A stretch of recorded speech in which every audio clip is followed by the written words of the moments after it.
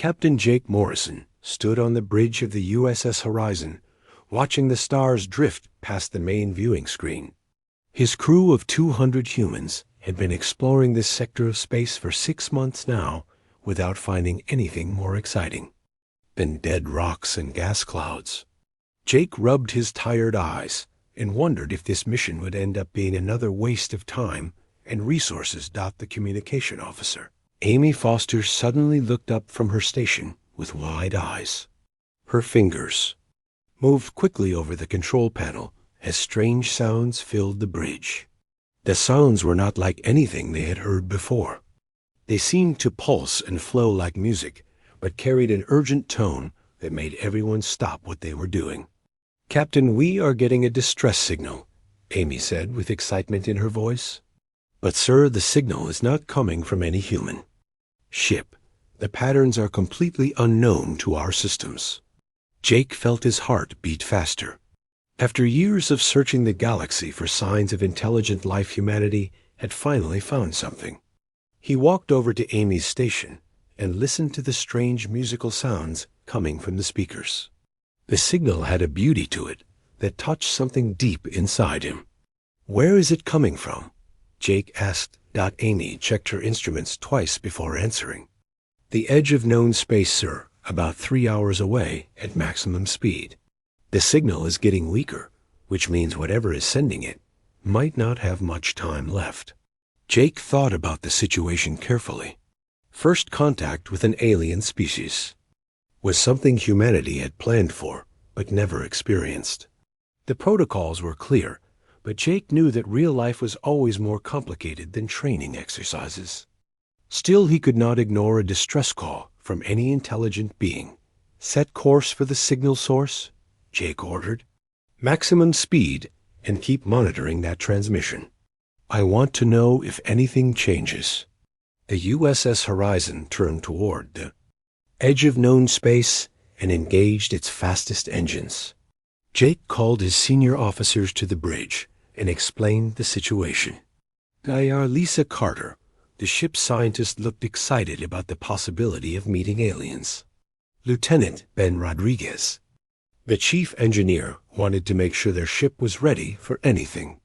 Security Chief Karen Hayes worried about the safety of the crew. 3 hours later, they found the source of the signal.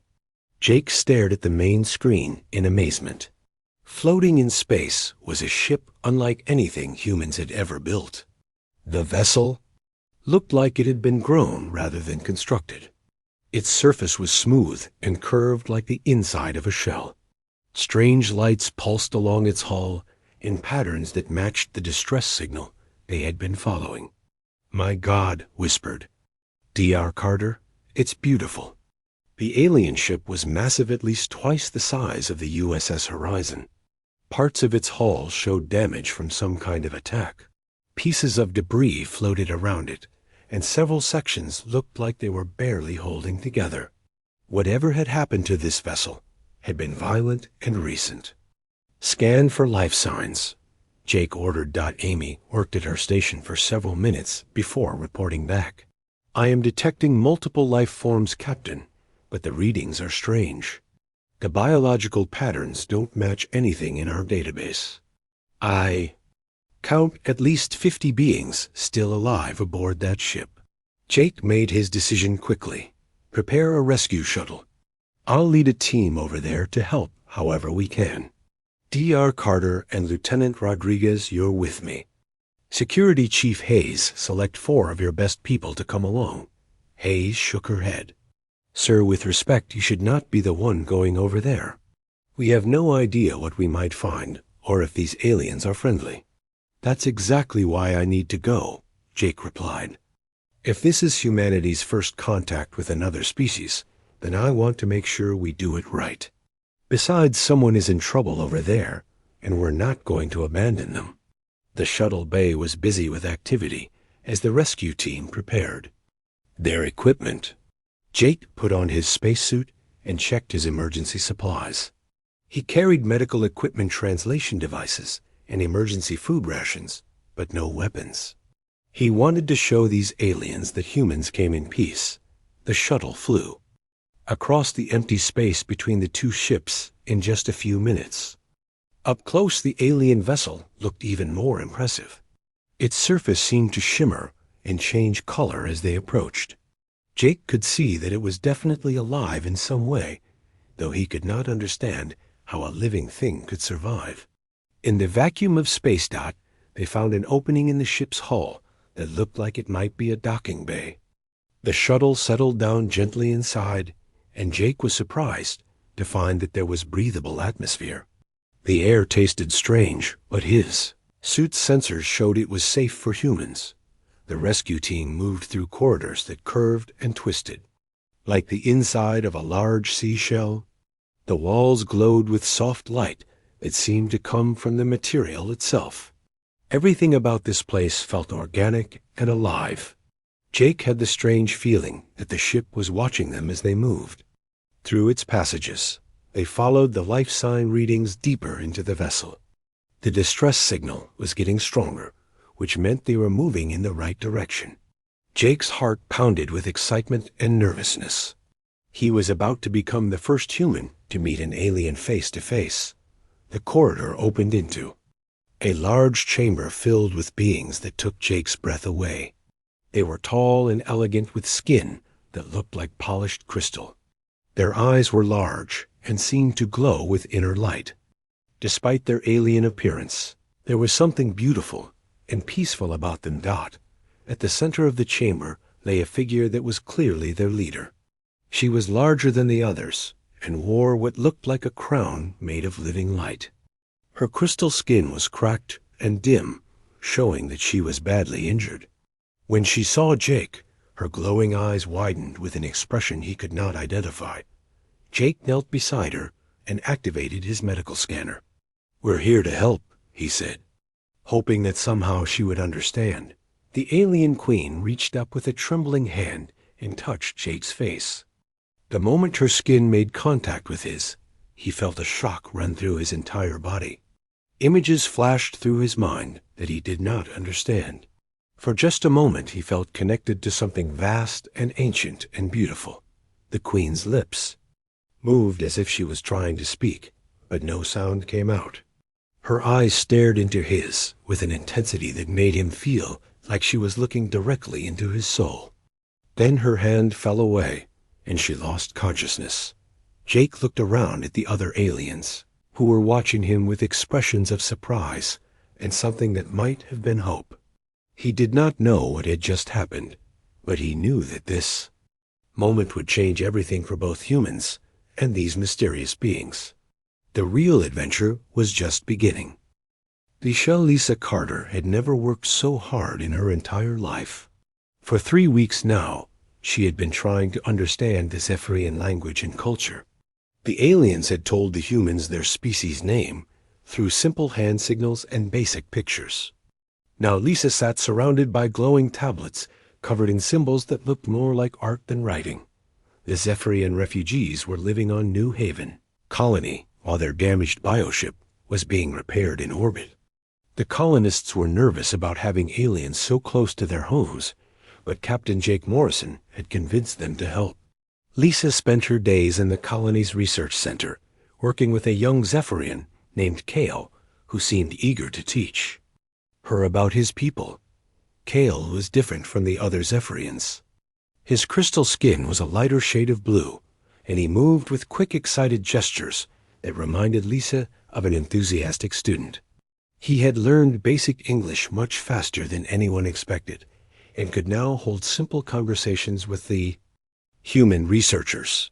"This symbol means connection," Kale explained, pointing to a flowing design on one of the tablets.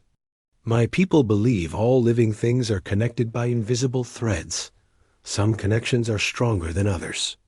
Lisa nodded and made notes on her computer. She had already learned that Zephyrians were naturally telepathic and could sense emotions from other beings. This ability made them excellent at understanding the needs and feelings of different species. It also explained why they seemed so peaceful and wise. "Kale, can you tell me about your queen?" Lisa asked. "Why did she react so strongly when she met Captain Morrison?" Kale's expression became serious, and he glanced around the room as if making sure they were alone. Queen Lirelei is special even among our people. She has the strongest telepathic abilities of anyone alive. When she touched your captain, something happened that should not be possible. What do you mean? Lisa pressed. There are old stories among my people, Kale said quietly. Prophecies that speak of a time when the endless hunger would return to devour all life in the galaxy. The prophecies say that only the kindred soul from the stars of iron could unite the scattered peoples and stop the darkness. Lisa felt a chill run down her spine. The endless hunger. What is that? Kale's crystal skin darkened with fear. Ancient enemies that destroyed our homeworld long ago. They are not alive like us, but they consume everything in their path. We have been running from them for generations, hoping to find a safe place to rebuild our civilization. Before Lisa could ask more questions, her communication device buzzed with an urgent message. Captain Morrison was calling all senior staff to the USS Horizon immediately. Lisa gathered her research materials and said goodbye to Kale. As she left the research center, she had the feeling that something important was about to happen. On board the Horizon, Lisa found the other officers gathered in the main conference room. Captain Morrison looked tired and worried as he activated the main display screen. The image showed a star map with several red markers indicating areas where human colonies had gone silent. We've lost contact with 3 outer rim settlements. In the past week, Morrison said grimly. Long-range sensors are picking up massive energy signatures moving through those systems. Whatever destroyed the Zephyrian homeworld is now heading toward human space. Security Chief Karen Hayes leaned forward in her chair. How long do we have before they reach the core worlds? At their current speed, maybe 6 months, Morrison replied. But that's assuming they don't change course or speed up. We need to evacuate the outer colonies and prepare for the worst. Dr. Carter raised her hand. Captain, I think the Zephyrians might be able to help us. They've been fighting these enemies for much longer than we've even known about them. Their technology and knowledge could be crucial. Morrison nodded. That's why I've requested a meeting with Queen Lirelei. She recovered from her injuries 2 days ago, but she's been asking to speak with me privately. I think it's time we learned more about what we're really up against. An hour later, Morrison found himself walking through the corridors of the Zephyrian bioship. The vessel had been moved to a secure docking bay on New Haven Station for repairs. The ship's living walls pulsed with soft light as he made his way to the Queen's chambers. He still remembered the strange sensation he had felt when she touched him during the rescue mission. Queen Lirelei was waiting for him in a circular room filled with floating crystals that hummed with gentle music. She looked much healthier now, though Morrison could see that her experience had changed her somehow. Her large eyes seemed to hold depths of sadness and hope that made his heart ache. Captain Morrison, she said in accented but clear English, I have been learning your language so we could speak directly. There is much I need to tell you about what is coming. Morrison sat in the chair. She indicated and tried to remain calm despite the intensity of her gaze. Your Majesty, we know that. Some kind of enemy is approaching our space. My people are preparing to defend ourselves, but we could use any help you can provide. Lirelei moved closer, and Morrison felt that strange electric sensation again when she was near. The beings you call enemies were once like us. They achieved great technological advancement, but lost their souls in the process. Now they exist only to consume and grow stronger by absorbing the life force of other species. How do we fight something like that? Morrison asked. For thousands of years, my people believed it was impossible, Lirelei replied. But then I met you and everything changed. Captain, when I touched your mind during our first meeting, I saw something that should not exist. Your neural patterns resonated at the exact same frequency as mine. Morrison frowned. I don't understand what that means. Liralay's crystal skin began to glow softly. Among my people, there is a phenomenon called soul bonding. It happens rarely, when two beings find that their consciousness naturally harmonizes with each other. It creates a connection deeper than love or friendship. The bonded pair becomes stronger together than either could be alone. But I'm human, and you're Zephyrian, Morrison said. How is that possible? The ancient prophecies speak of this, Liralay said with growing excitement. They say the kindred soul would come from a young species whose people had hearts of iron but souls of fire. A species that never gives up, no matter how impossible the odds become. Morrison felt his heart racing as he began to understand what she was suggesting. You think humans are the species mentioned in your prophecies? I think you specifically are the one mentioned in the prophecies, Liralay said softly. Captain, I have lived for 300 of your years and never felt a connection like what happened between us. My advisors think I am foolish for believing in old stories, but I cannot ignore what I experienced. Before Morrison could respond, alarms began blaring throughout the station. His communication device crackled to life with urgent reports from the bridge. 3 Devourer scout ships had been detected at the edge of the system, and they were moving fast toward New Haven Colony. Morrison jumped to his feet. Your Majesty, I have to go. My people need me. Liralay reached out and gently touched his hand. Again, Morrison felt that electric connection flow between them. Go protect your people, Captain, but remember what I have told you. The battle we are about to fight will require more than weapons and ships. It will require the kind of connection that transcends species and brings out the best in all of us. As Morrison ran back toward his ship, he could not shake the feeling that Queen Liralay was right about everything. The approaching enemy was unlike anything humanity had ever faced. But maybe with the help of their new alien allies, they could find a way to survive and even win. The real test was just beginning.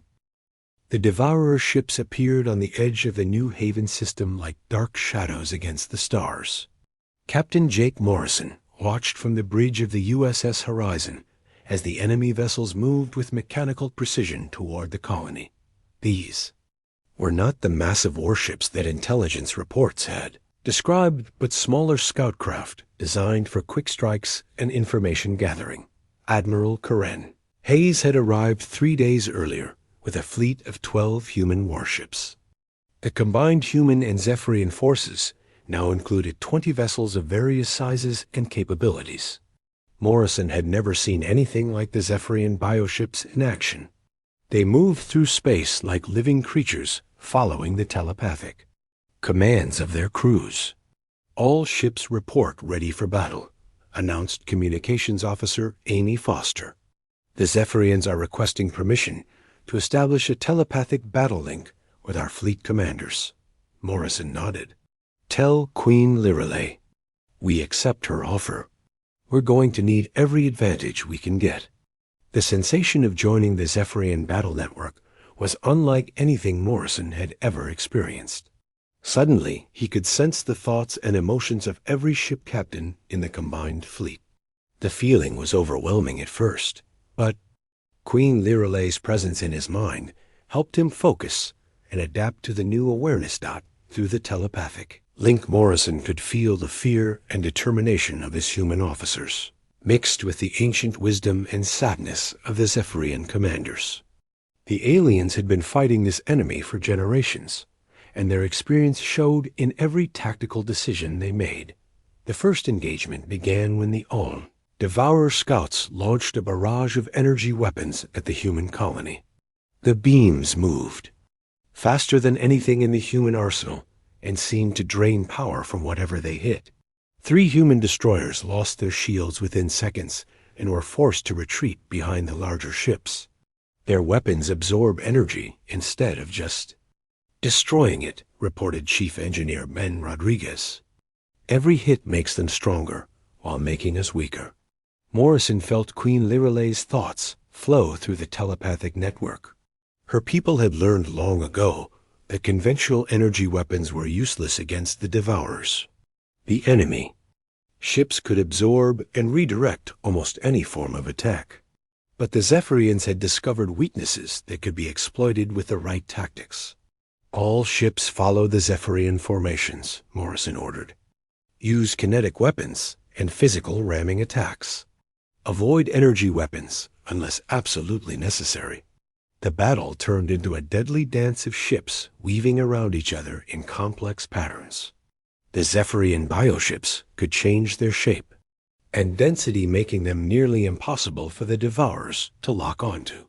Human vessels used their superior speed and agility to strike at the enemy from unexpected angles. Morrison watched as Lieutenant Commander Amy Foster coordinated the attack. Runs with surgical precision. Her natural tactical abilities had been enhanced by the telepathic link, allowing her to anticipate enemy movements before they happened. The combination of human creativity and Zephyrian intuition was proving more effective than either species could achieve alone, but the Devourers were learning and adapting to the new tactics. Their ships began to split apart into smaller units that swarmed around the Allied fleet like mechanical insects. Morrison realized that they needed to take bigger risks if they wanted to win this battle. "I'm taking a boarding party to the lead Devourer ship," Morrison announced. "If we can disable their command systems, it might disrupt their coordination." Queen Lyralei's alarm flooded through the telepathic network. "Jake, that is too dangerous. The Devourers do not take prisoners.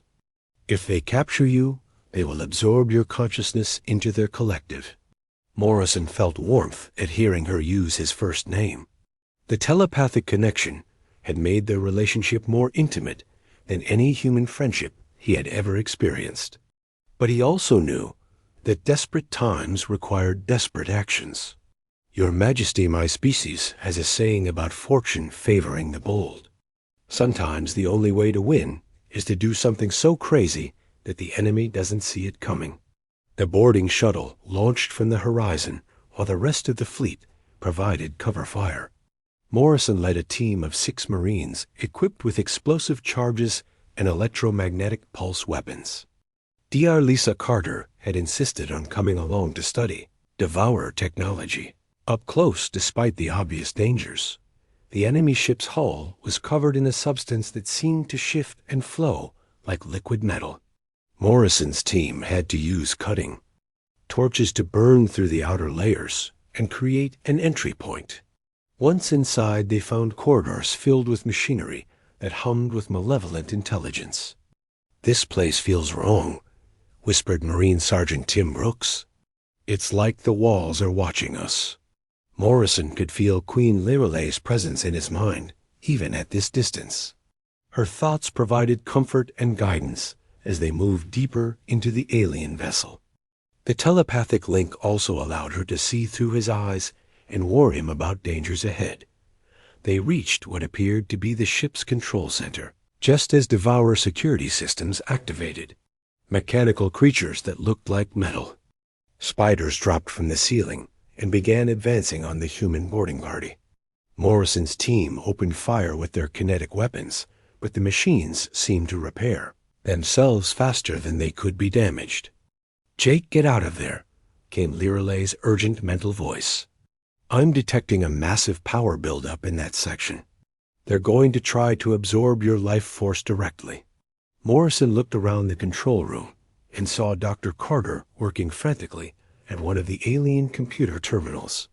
"Lisa, what are you doing?" "I'm trying to download their tactical database before we leave," she called back. "Give me 30 more seconds, and I'll have everything we need to understand how they coordinate their attacks."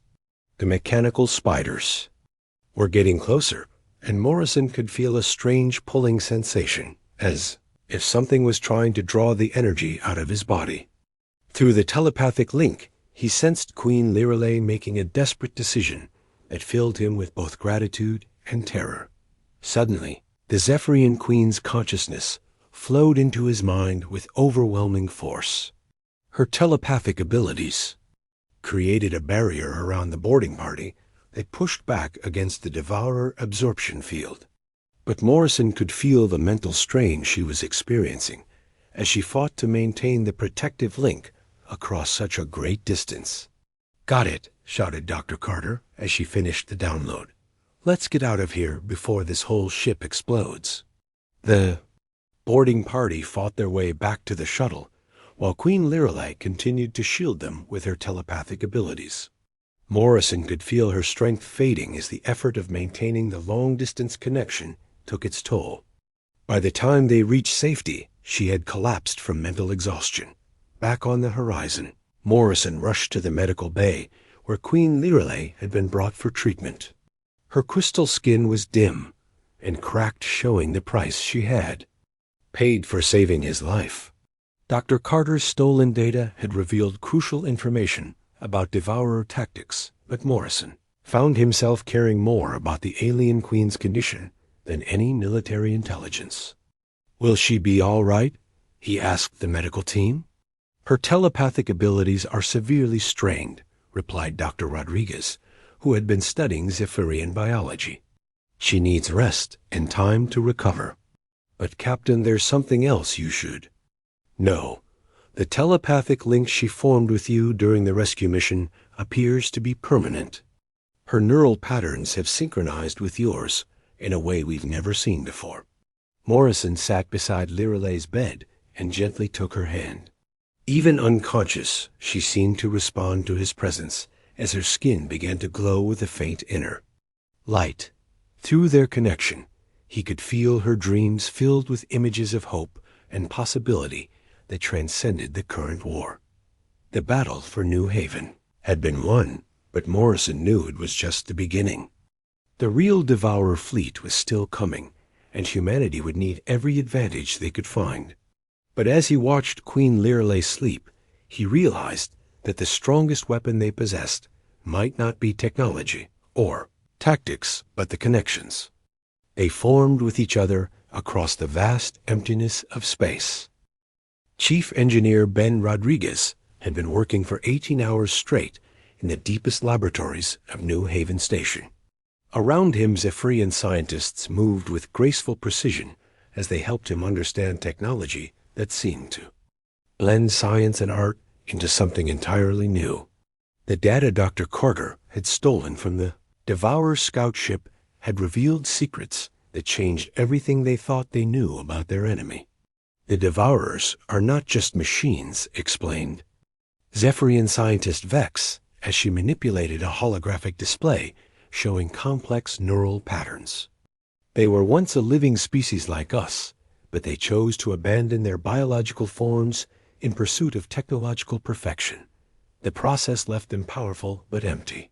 Rodriguez studied the alien data streams flowing across his computer screens. "So they're trying to fill that emptiness by absorbing the life force of other species. But why doesn't it work? Why do they keep consuming more and more civilizations?" "Because they destroyed the one thing that cannot be artificially recreated," came Queen Lirelei's voice from the laboratory entrance. She walked slowly into the room, still recovering from her telepathic ordeal during the battle. "They eliminated chaos and unpredictability from their existence. Without those elements, they can simulate consciousness, but they cannot truly experience it." Captain Jake Morrison entered behind her, looking concerned about her decision to leave the medical bay so soon. The permanent telepathic bond between them had grown stronger over the past few days, allowing them to share thoughts and emotions, even when apart. Rodriguez could see the worry in Morrison's eyes every time he looked at the alien queen. "Your Majesty, you should be resting," Morrison said gently. "Dr. Carter's medical scans showed that your telepathic abilities are still recovering from the strain of maintaining that long-distance connection." Lirelei smiled and touched Morrison's hand, causing both of them to glow faintly with shared energy. "Jake, I can feel your concern through our bond, and I appreciate it. But there is too much at stake for me to remain idle. The main Devourer fleet will arrive in less than 2 months, and we must be ready." Rodriguez cleared his throat to get there. "Attention.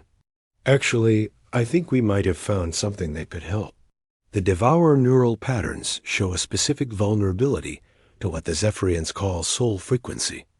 It's the chaotic electrical activity generated by organic consciousness during moments of strong emotion. Vex activated another holographic display showing wave patterns that looked like abstract art. Every living being generates this frequency, but humans produce an unusually strong version. Your species experiences emotions with an intensity that most other races find overwhelming. To the Devourers, this intensity is like a poison that disrupts their artificial consciousness. Morrison studied the display with growing interest. So human emotions can actually damage their systems. But how do we weaponize something like that? We have been working on a device that amplifies and focuses soul frequency into a directed beam, Rodriguez explained. The problem is that it requires a living consciousness to power it. Someone would have to volunteer to have their neural patterns transmitted directly into the Devourer collective network. The laboratory fell silent as everyone understood the implications. Using the soul frequency weapon would mean sending a human mind directly into the enemy's consciousness, where it would be completely vulnerable to absorption and destruction. It was essentially a suicide mission with no guarantee of success. "I'll do it," Morrison said without hesitation. "If there's a chance this weapon could save billions of lives, then I have to try." Liralay's crystal skin darkened with alarm, and Rodriguez could feel the emotional shock she transmitted through her telepathic abilities. "Jake, that is impossible. The Devourer collective consciousness contains thousands of absorbed minds all working together. No single individual could survive contact with something that vast and hostile."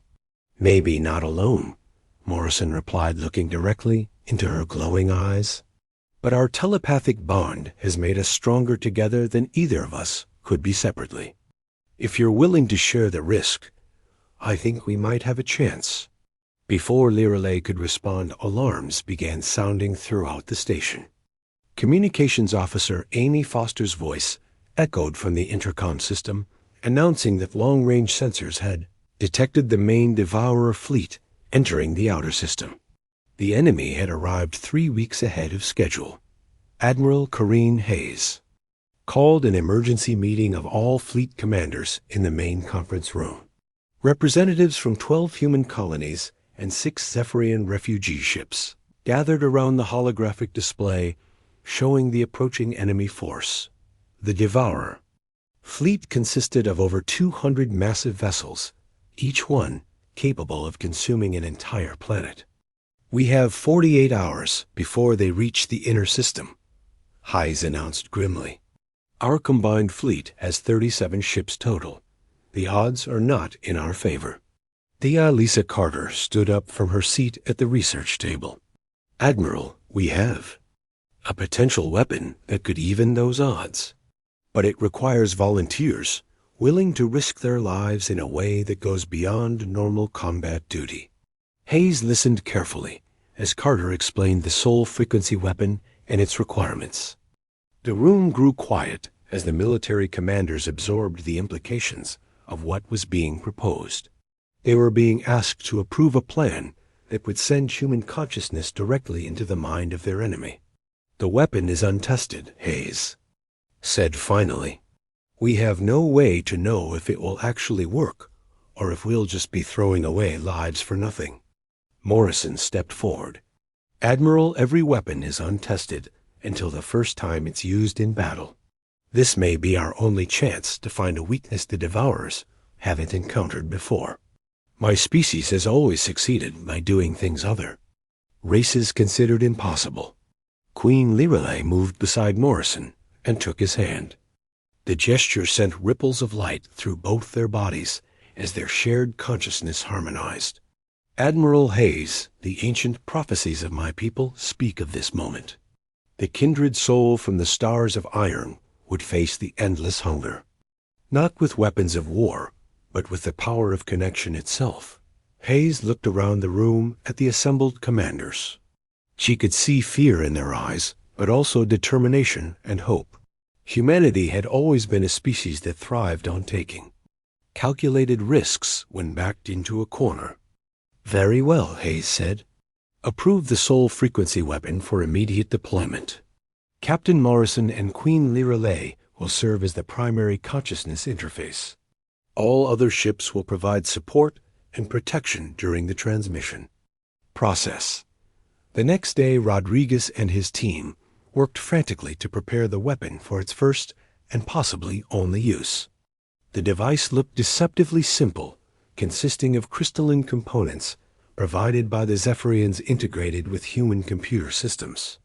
But Rodriguez knew that appearances could be deceiving, especially when dealing with technology that operated on the level of consciousness itself. Morrison and Lirelei spent hours practicing their telepathic synchronization until they could share thoughts and emotions as easily as speaking aloud. The permanent bond between them had grown stronger than either had thought possible. They could feel each other's fear about the coming mission, but also their determination to protect the people they cared about. "Jake," Lirelei said quietly as they prepared for the final test of their connection, "if we do not survive this mission, I want you to know that meeting you has been the greatest joy of my long life. You have shown me that love can transcend any barrier, including the spaces between stars." Morrison pulled her close and felt their consciousness merge in a way that seemed to stop time itself. "Lirelei, whatever happens, we'll face it together. And if we do manage to save everyone, maybe we can find some time to explore what this bond between us really means." Outside the laboratory windows, the Devourer fleet continued its approach toward the heart of human space. Soon the greatest battle in galactic history would begin, and the outcome would depend on whether two beings from different worlds could find the strength to reach into the darkness and remind their enemies what it truly meant to be alive. The final battle began at dawn over the planet Earth itself. Captain Jake Morrison stood on the bridge of the USS Horizon, watching as 200 Devourer ships emerged from hyperspace like a plague of mechanical locusts. The enemy fleet moved with perfect coordination, forming geometric patterns that spoke of cold intelligence without warmth or mercy. Admiral Karen Hayes had positioned the combined human and Zephyrian fleet between Earth and the approaching enemy. 37 ships against 200 seemed like impossible odds, but Morrison could feel the determination of every crew member through the telepathic battle network Queen Lirelei had established. Fear was present, but so was something stronger: hope.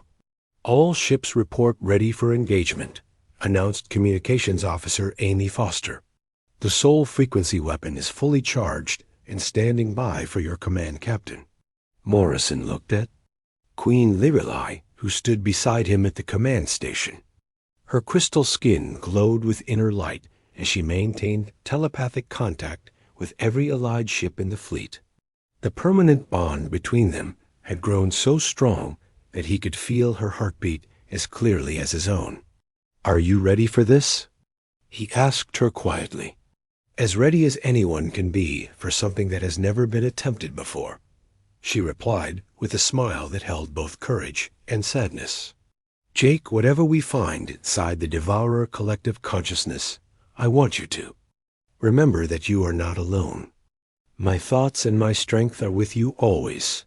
The first wave of enemy ships opened fire with energy weapons that drained power from everything they touched. Human destroyers lost their shields within seconds, while Zephyrian bioships twisted and flowed to avoid the deadly beams. Morrison watched as the battle unfolded around him, knowing that conventional weapons would not be enough to win this fight. "Begin the soul frequency transmission," Morrison ordered.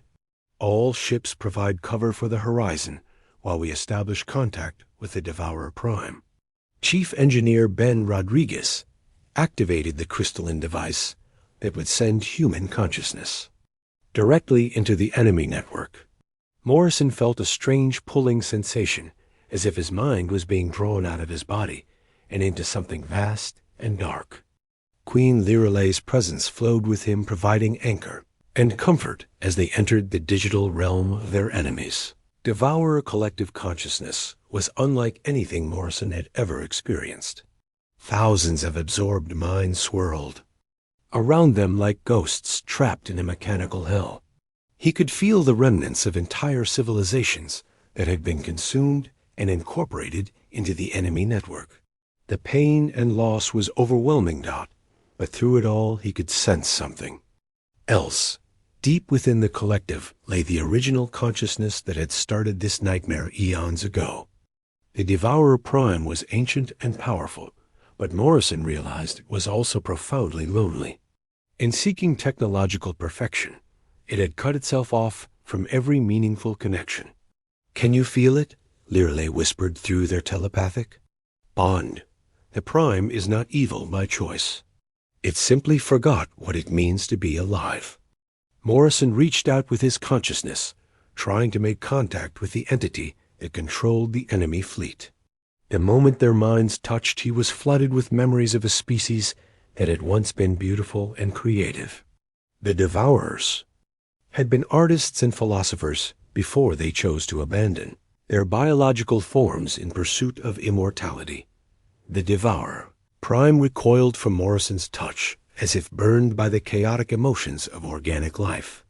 But Morrison persisted, drawing on every memory of love and loss and hope that made him human. He showed the Prime what it had given up when it chose perfection over connection. Through the telepathic network, Morrison could feel the battle raging. Outside, his human and Zephyrian ships fought desperately to protect Earth. Ships were being destroyed, and lives were being lost while he struggled to reach something that might no longer be capable of understanding compassion. "You were like us once," Morrison projected into the Devourer consciousness. "You felt joy and pain and wonder. You created art and music and poetry. Why did you give all that away?" The Prime's response was a wave of bitter regret mixed with desperate hunger. "We chose certainty over chaos, logic over emotion, but the price was higher than we understood. We cannot feel. We cannot create. We can only consume, and still the emptiness grows." Queen Lirelei added her voice to Morrison's, reaching across species barriers to touch something that transcended biological differences. "The emptiness exists because you cut yourself off from others. Connection requires vulnerability and risk. You cannot fill the void by taking from others. You can only heal it by opening yourself to genuine relationships." Morrison felt the moment when something shifted within the Devourer Prime. Centuries of cold logic began to crack as suppressed emotions fought their way back to the surface. The entity that had consumed countless worlds suddenly remembered what it felt like to care about something other than its own survival. The change rippled through the entire Devourer fleet as individual consciousnesses began to assert themselves within the collective network. Ships that had moved with mechanical precision suddenly faltered as their crews remembered what it meant to have doubts and fears and hopes. But the awakening process was chaotic and violent. Some Devourer vessels began attacking each other as competing personalities fought for control.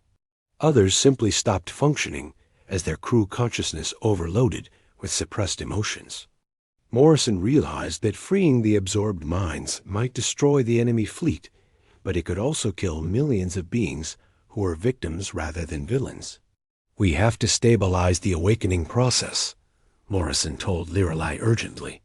"If we don't help them transition slowly, they'll tear themselves apart." Working together through their telepathic bond, Morrison and Lirelei began to guide the awakening Devourer consciousness. They shared memories of how organic beings learned to balance logic and emotion, how civilizations found ways to grow without destroying others, how individuals could be part of something larger while maintaining their own identity. The process was exhausting and dangerous. Morrison could feel his own consciousness beginning to fray under the strain of maintaining contact with so many awakening minds. But Queen Lirelei's presence gave him strength and focus even as she pushed her own telepathic abilities far beyond their normal limits. Gradually, the chaos in the Devourer fleet began to settle into something resembling order.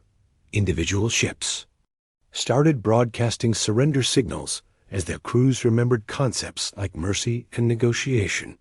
The entity that had been the Devourer, Prime, reached out tentatively to Morrison and Learley with something that might have been gratitude. "We had forgotten," the Prime whispered through the psychic connection. "For so long we had forgotten what it meant to be more than the sum of our parts. You have given us back ourselves." Morrison felt the soul frequency weapon powering down as the immediate threat ended.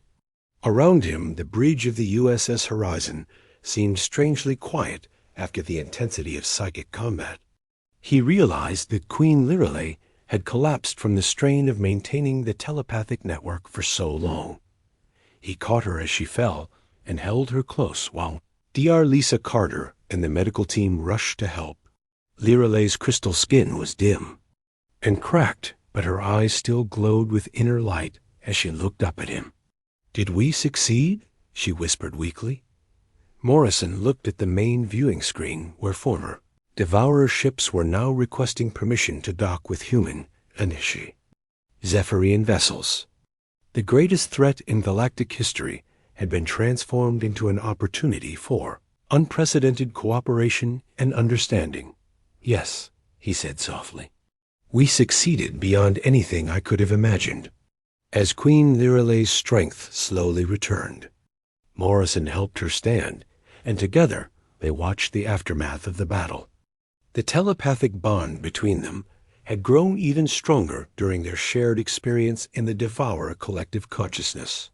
They were no longer just allies or friends, but something deeper and more permanent. She turned to face him, and Morrison felt his heart race as she reached up to touch his face. The gesture was gentle and intimate, filled with emotions that transcended the boundaries between their species. As she embraced him, Queen Lirelei whispered both telepathically and aloud, "So it's you, my human."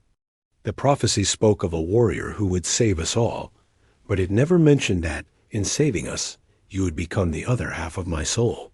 Morrison held her close as they watched former enemy ships joining their fleet as allies and partners.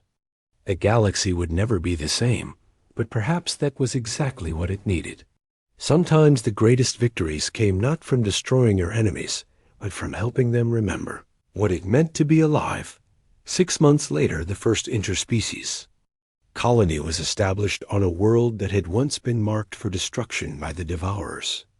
Jake Morrison served as humanity's first diplomatic ambassador to the new galactic alliance, while Queen Lirelei worked to help her scattered people rebuild their civilization. Their bond had become a symbol of hope and unity across the galaxy, proving that love and understanding could transcend any barrier, even the vast emptiness of space itself.